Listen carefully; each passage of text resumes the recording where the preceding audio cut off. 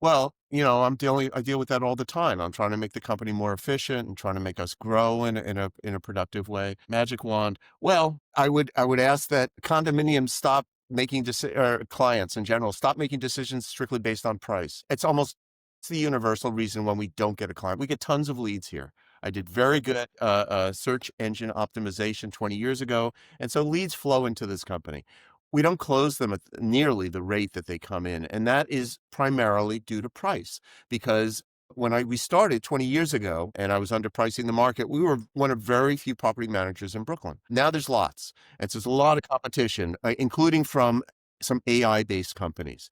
And so the thing about property management is the way we do it is it's a human being based business, and people in New York City in particular are expensive.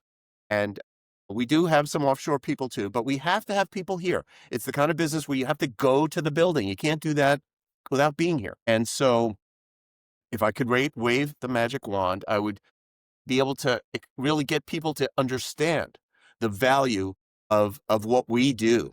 We're very good at what we do. We care.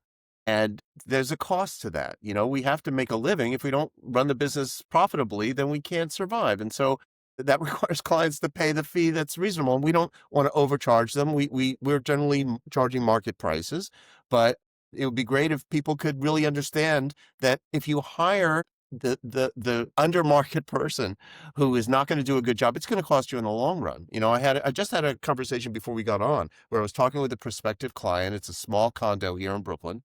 And I was saying, are you aware of what a tax protest is? And she had no idea. Tax protest is every year in New York City, the tax assessment is raised every year. And that means your taxes raise every year.